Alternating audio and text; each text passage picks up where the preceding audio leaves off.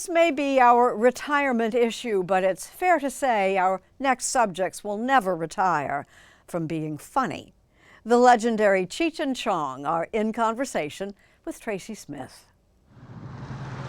What kind of joint is this, man? Oh, it's a heavy-duty joint, man. Oh, it looks like a toothpick, man. No, it's not a toothpick, man. No, hey, it is a toothpick, man. Oh, man, it's just... It is a toothpick. Say the names Cheech and Chong, and this is probably how you'd picture them. Hijo de la... Is that a joint, man? Two friendly stoner guys getting sky high in a Chevy lowrider. Quarter-pounder, man. Richard Anthony, Cheech Marin, and Thomas Chong made their names and their fortunes playing laid-back potheads. Am I driving okay? I think we're parked, man.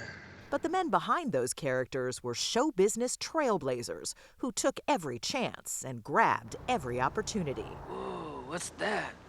She's hitchhiking. Hey, watch out, coming over, Geronimo!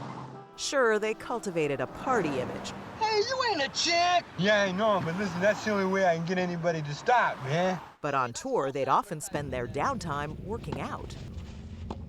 Now, on a bit more of a serious note, we were trying to determine how you'd describe your brand of humor. How would you describe it? Funny. It does seem like, in a way, you two have been underestimated. Do you think that's fair to say? Oh, all the time, yeah. Well, yeah. we went against the protocol of movie making. For instance, they often wrote, directed, and starred in their own projects. And that model was a moneymaker. Their first movie, 1978's Up in Smoke, cost around $1 million to make and took in more than $40 million at the box office. The first rock and roll comedians, no doubt about it. Cheech and Chong! You sure we're going the right way? We're in the middle of f***ing nowhere. No, we're southwest of f***ing nowhere. And this, in name anyway, is their final cinematic effort, Cheech and Chong's last movie. The documentary, which opened last spring in theaters only, takes them from their early days in a Canada improv group. Cheech came out of college and he had, he was a singer. He used to sing like Johnny Mathis.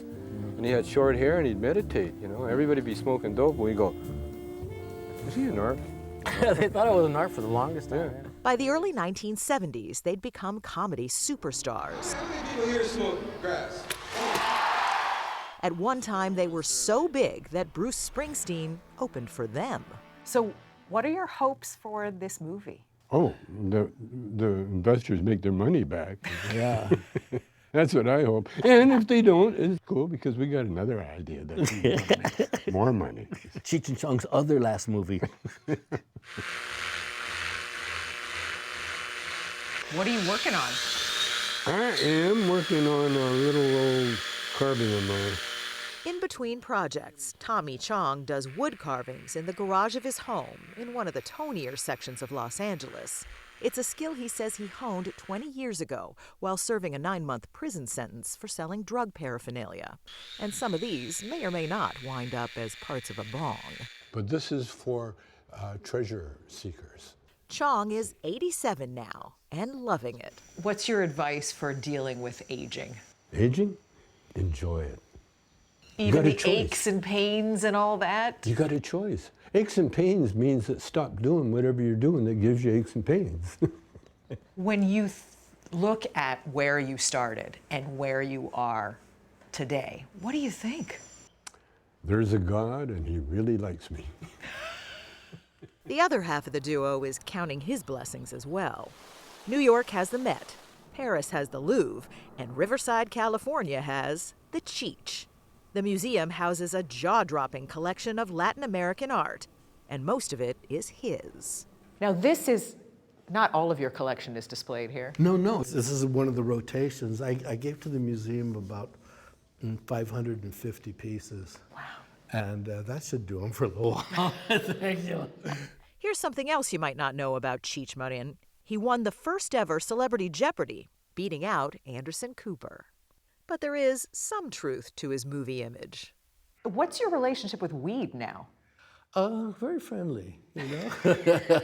Very friendly. You know, the thing is, I'm in an enviable position, if you want to characterize it that way, is that I don't go out looking for weed. Weed finds me. No matter where I swear to God. I thought he was locked up in Folsom. Well, maybe he got a weekend pass. You may recall he was Don Johnson's partner on this very network. And Cheech Marin's still active in show business. But at age 79, he says he's become something of a survivor. As you've gotten older, what's become more important and what's become less important? Time has become very important. You see all your contemporaries dropping off, you know, and every day, you know, I read the obituaries, and it's like my age group, you know, so you know, that's important to me, to make the most out of the time that comes up. What's least important to me? Worrying about it. Worrying about it is not important to me at all. They may have gotten older and wiser, but in an age when most people are hanging it up, they're still Cheech and Chong, still looking for the next punchline. Cheech, you mentioned legacy. Yeah. What is the legacy of Cheech and Chong? Part of our legacy is that we have joined the kind of immortal comedy teams, you know, with Laurel and Hardy and Abbott and Costello and Martin and Lewis and all those guys. We are part of that legacy. The Smothers Brothers. The Smothers Brothers, yeah. And we're proud to be in that, you know, because that's who we grew up with, you know, and that's who became our contemporaries. And now we're the people that other people grew up with, you know. So there's a certain pride in that. And we're the old farts that just won't go away. Yeah. They linger. We linger like an old fart.